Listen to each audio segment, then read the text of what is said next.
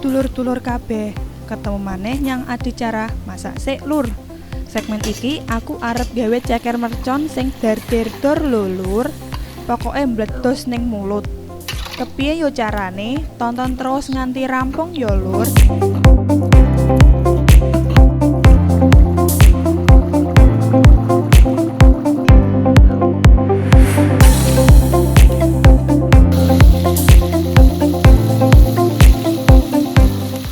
Bahan-bahan sing bakal digawe yaiku kaping pisan siapke setengah kilo ceker, 10 iji lombok abang, 7 siung brambang, 6 siung bawang, 100 gram lombok rawit setan, sak bungkus terasi, 5 siung kemiri, uyah sak cukupe wae.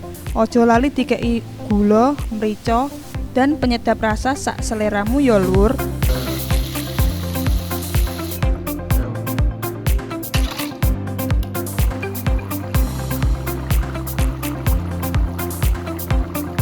Siapke panci, lebokke banyu digodhog sampai umup. Lek wis umup banyune, ceker dilebokake kurang luwihe digodhog 5-7 menit. Lek cekere wis empuk, disaring dipindahake ning wadah liyane.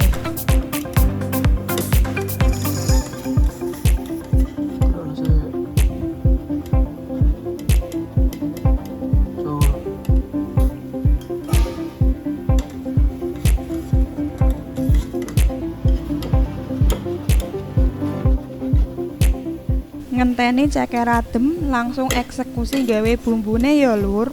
Lombok abang lan rawit digodhog sik Lur. Lek digodhog wis mateng, dientas dipindahake ning wajah liyane dhisik ya. Bariku wayahe blender bahan-bahan sing wis disiapke ndek mau. Lebokke brambang bawang ning blender dadi siji. Sing paling penting yaiku lombok sing wis digodhog mateng mau Lur. Dilebokke sisan terus di blender bareng dadi siji ngasih alus ya Lur. Nganti wujute koyok ngene iki ya Lur. Kecampur kabeh bumbune.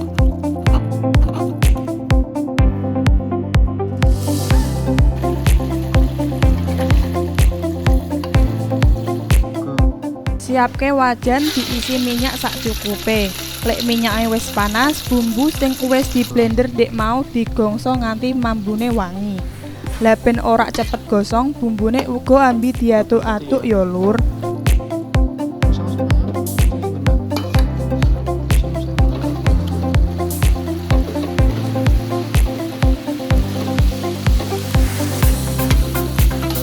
Lek bumbune wis wangi lan mateng, bariku ceker iso dicemplungake ning bumbu mau ya Lur.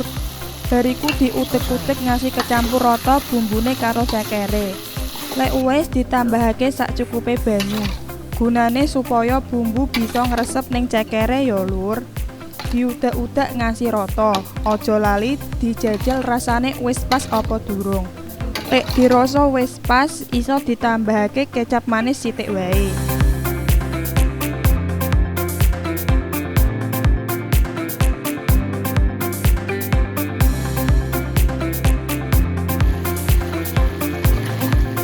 Lek wis cekere dimasak ngasih bumbune ngresep lan nyemek alias banyune nyusut.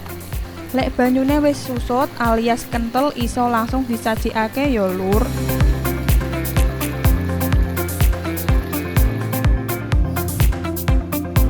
Rasane ceker berpaduan bumbu pedes nyampur pas banget. Nari-nari dar-der-dor banget ilatmu Lur. Cocok kanggo masakan keluarga, ide dodolan, gawene gampang to Lur. Muga-muga video iki migunani. Matur suwun.